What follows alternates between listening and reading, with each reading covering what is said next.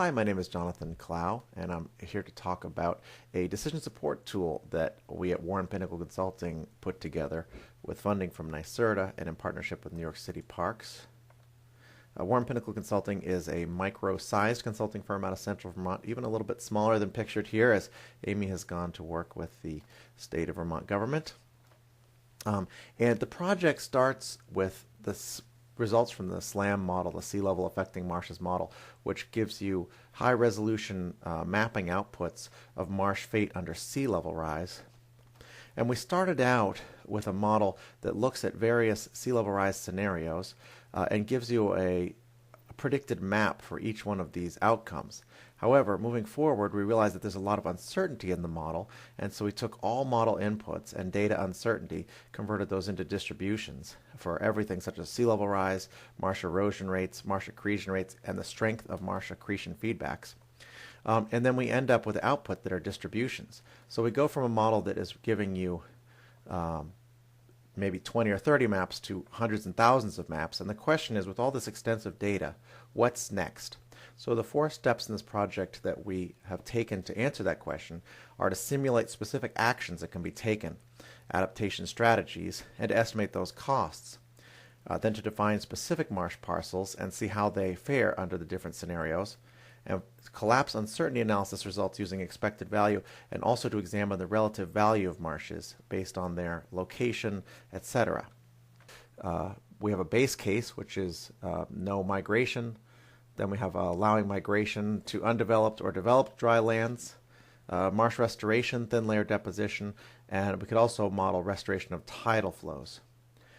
The way that we collapsed uncertainty results is using an expected value concept, in which you sum the value of an occurrence multiplied by the probability of its occurrence.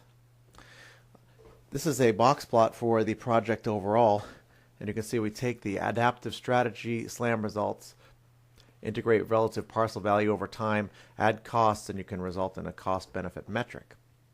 I want to focus on the lower part right now, which does not take into account stakeholder values and the specific ecosystem services by each marsh, but just gives you a sense of the predicted marsh acres given each adaptation strategy.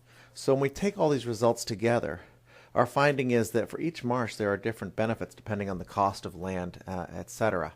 So for example, this chart here gives you the acres of persistent marsh per $1 million spent. And for Pelham Bay Cove, because a lot of this land is already publicly owned or inexpensive, allowing marsh migration makes more sense. For other sites such as Udall's Cove, Queens, the marsh restoration makes more sense in terms of a cost per benefit. Now, we do note that all marsh is not valued equally. For example, if you're really valuing a marsh for wave attenuation, it depends on the location of that marsh and whether there's infrastructure being protected or not, and the width of the marsh as well. So what we did was we took all these SLAMM output maps and we used utility functions to come up with a relationship between SLAMM results and what are valued by stakeholders. So we got stakeholder and expert input in this project on 4 different pieces. First of all, what do you value about these wetlands, which we called ecosystem services? Second of all, the relationship between those ecosystem services and the SLAMM results, which could be marsh type or other geometric metric. Third, a ranking in terms of how much that is valued. And finally, site-specific strengths and weaknesses that each site has to provide these utilities. And we end up with giving you a sense of components of utility. So for example, Udall's Cove, Queens is a very small marsh, so it has low nutrient sequestration capabilities, but has high flood vulnerability reduction capabilities. And finally, you can get a estimated wetland benefits, total wetland benefits, using this economic model per unit cost. And you can also get that for individual sites and adaptation strategy. The study area was all of coastal New York, and we looked at 35 distinct marsh parcels. Some of our findings were that thin layer deposition was not usually cost effective because when you add sediment to a marsh, it ends up increasing its elevation and then potentially that slows down its accretion rate.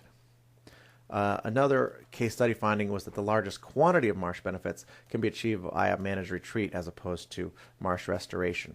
There's a lot of adjacent land that marshes can migrate into. All project data is publicly available. All code is open source. Please visit our website for more information.